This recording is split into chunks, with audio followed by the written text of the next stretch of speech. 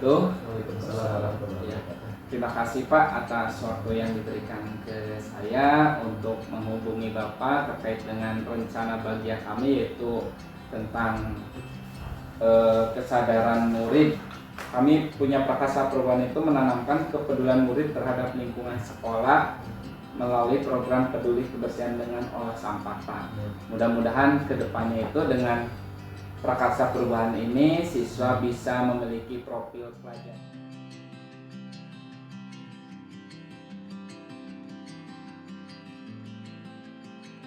Tempat sampah itu sudah ada, untuk pemisahan juga ada ya, organik, anorganik. Nah itu alhamdulillah yang terbaru ada bantuan dari mana ya, itu sudah ada bagi tong sampah di tiap kelas itu sebenarnya sudah ada gitu ya, di depan kelas gitu ya. Tapi di kelas juga kadang anak sudah menyediakan tong sampah sendiri di depan kelas gitu. Nah, siap Pak. Nah ini terkait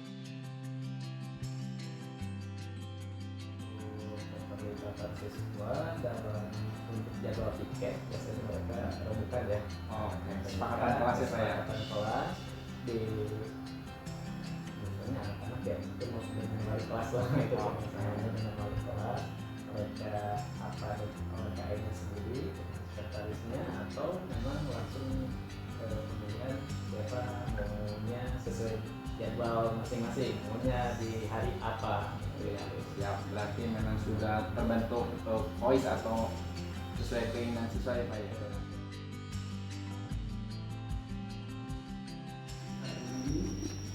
Kami setelah pulang sekolah kami keliling melihat kondisi kelas seperti apa ya kan.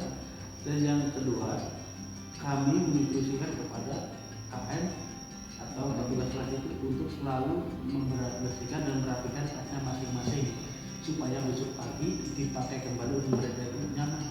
Oke, itu tindakan di lapangan ya.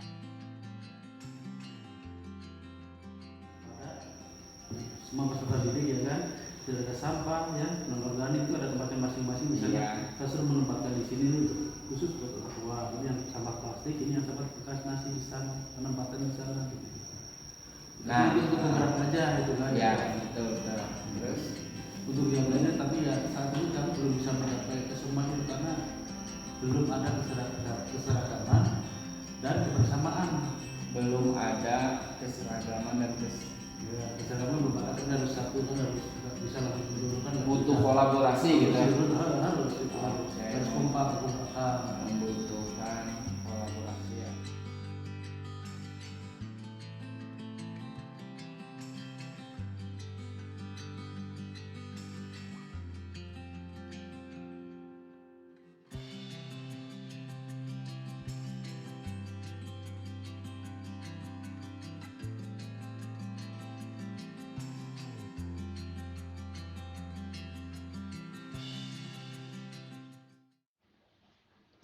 Assalamualaikum warahmatullahi wabarakatuh. Saya Endriana dari DLH Kota Bandung.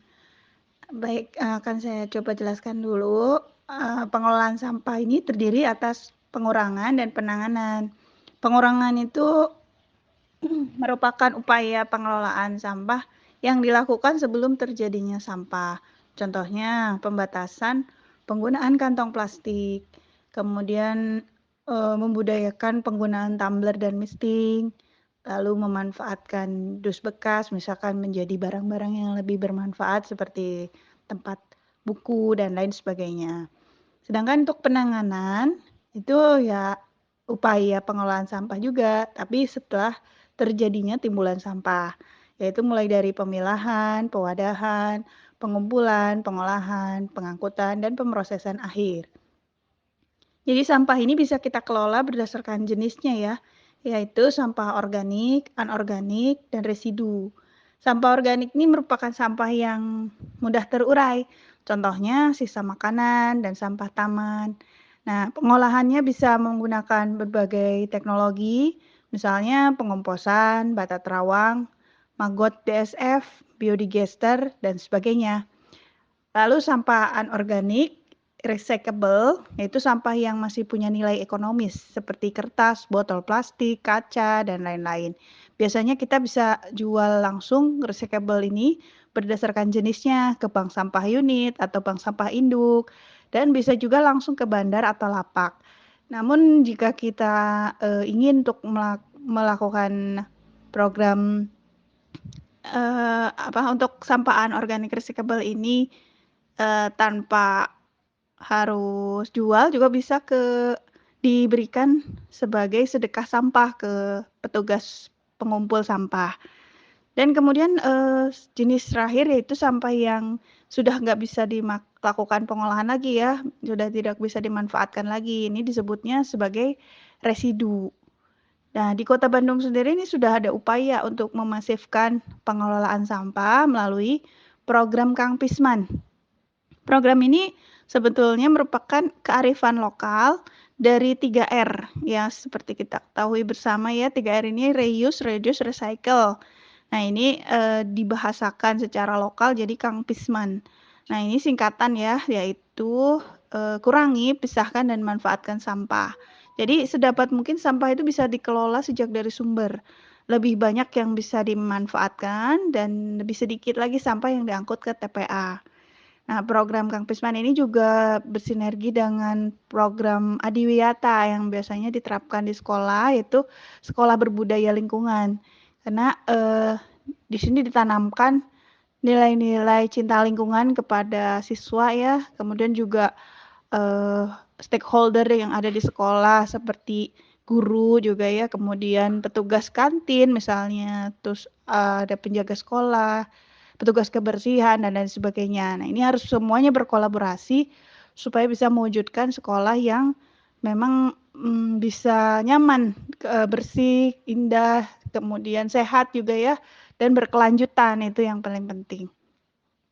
Kemudian untuk program Kang Pisman ini sendiri, contoh-contoh penerapannya itu bisa dilihat langsung ke sekolah Kang Pisman ya.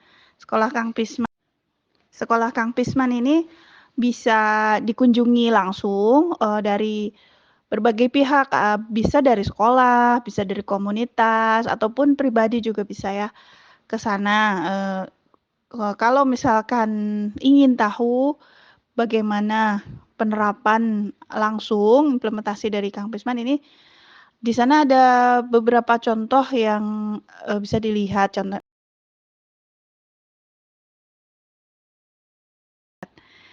Kemudian kembali lagi ke tadi pemanfaatan sampah ya, yang bisa dilihat implementasinya di contoh-contohnya ada di sekolah Kang Pisman. Itu tadi setelah menjadi hasil olah kompos ataupun larva maggot, itu bisa dimanfaatkan tadi ke dalam urban farming ya. Nah, itu tuh istilahnya di kita adalah program waste to food. Jadi dari sampah menjadi makanan gitu. Kembali lagi ada daur seperti itu ya. Sehingga kita tuh tidak hanya nantinya sekarang sudah tidak berpikir pola pikir yang lama, kumpul angkut buang. Nah, sekarang diganti jadi pilah, olah, manfaatkan seperti itu. Nah, itu mudah-mudahan pilah, olah, manfaatkan ini bisa kita tanamkan di generasi muda ya, khususnya untuk siswa ya, para pelajar. Ini supaya nanti ke depan bisa menjadi agen perubahan seperti itu. Mungkin nanti kalau ingin berkunjung ke sekolah Kang Pisman, saya bisa share ya alamatnya. Kemudian sebelum berkunjung, silakan untuk menghubungi kontak personnya untuk menjadwalkan kunjungan dan juga melampirkan surat permohonan kunjungannya secara resmi. Demikian, terima kasih. Wassalamualaikum warahmatullahi wabarakatuh.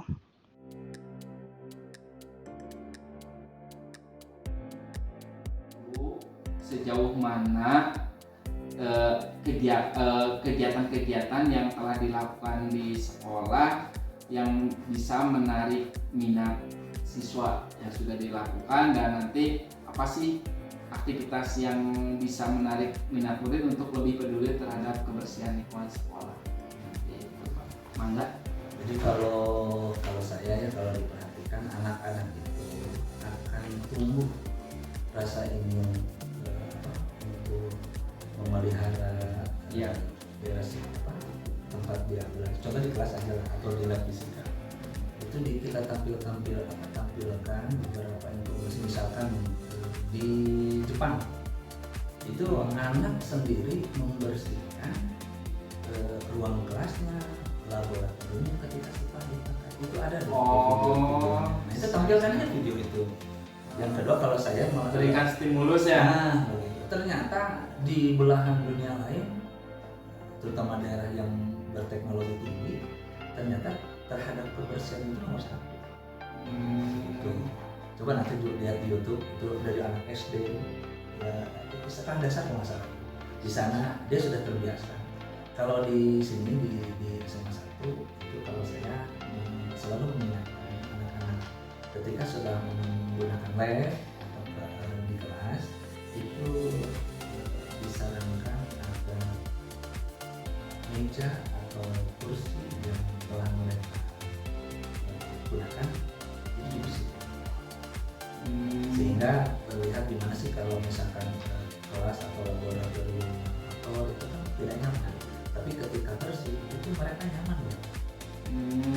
Stimulusnya seperti itu yang membuat anak minat itu ya. Nah, untuk berdasarkan pengalaman kesehariannya selain di dalam kelas itu, ada nggak kegiatan sekolah yang mendukung minat siswa ini terhadap kebersihan lingkungan sekolah? Kalau saya perhatikan dari tahun 2018-an itu kan kita memiliki ada 2 tempat sampah, ada organik sama anorganik. Sekarang itu ada lagi, kemarin saya lihat ada beberapa, ada yang tongnya warna merah, kuning sama hijau. Nah, itu adalah fasilitas dari sekolah di mana anak-anak yang tadi ingin membuang sampah, berarti kita harus memastikan apakah ia organik atau anorganik atau bahan yang memang itu sudah dipilah-pilah. Itulah mungkin cara sekolah untuk memfasilitasi agar anak menjaga kebersihan lingkungan sekolahnya. Oke, berarti dari kegiatan sekolah sudah ada dan diterapkan di lebih spesifiknya, lebih kecilnya di lingkungan kelas sudah ada juga ya. Dan itu mudah-mudahan bisa menarik minat murid ya. Nah, jadi ada pertanyaan satu lagi ketika saya udah diskusi dengan petugas lapangan, ada loh kemauan katanya ini teh perlu dukungan kolaborasi, nah gitu. Seperti apa menurut pandangan pakar dia?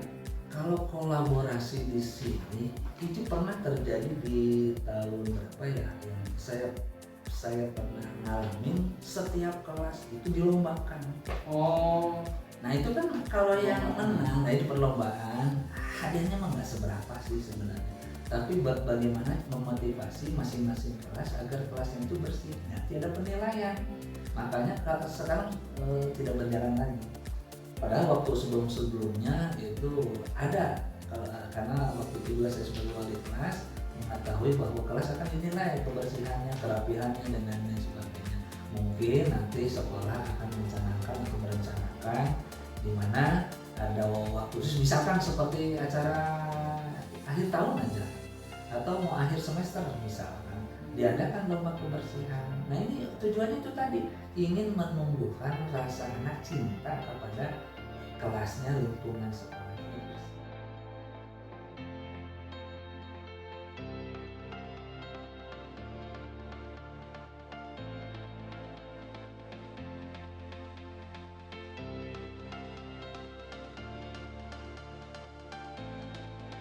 Yang kalian ketahui berdasarkan hasil pembelajaran muncul adanya faktor penyakit atau binatang pembawa penyakit ya, terkait dengan penerimaan sampah, muncul lalat, muncul kecoa, muncul tikus, dan itu berdampak terhadap kesehatan kalian sendiri.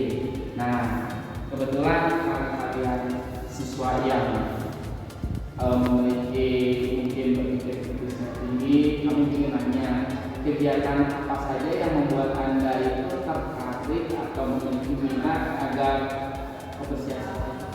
Saya bisa di tempat itu saya ada yang sampah plastik, sampah Oh, dipisah-pisah. Jadi ada pemisahan yang organik dan anorganik. Nah, kami tanya, kalau Anda minat di sana, ketika ini sudah terpisah organik dan anorganik, enaknya yang organik itu kan bisa diolah ya. Nah, itu mau dijadikan apa namanya organik?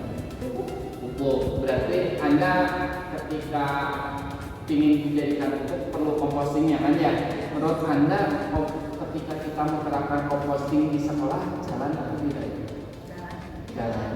Karena banyak yang siswa tertarik atau enggak ya? Ya, sebagian ada yang tertarik, ada yang enggak. Oke, yang penting ada usaha gitu ya. Nah, selain itu yang sampah anorganiknya enggak? Yang bisa dilakukan. Iya, salah bisa Kayak dilakukan. buat atau barang-barang yang apa ya? Kerajinan. Oh, yang lebih berguna dari kondisi awalnya ya. Oke, berarti itu hal yang bikin Anda tertarik untuk pengelolaan sampah. Iya, bisa dilakukan nanti kalau ketika kita bertemu lagi, yuk kita bisa.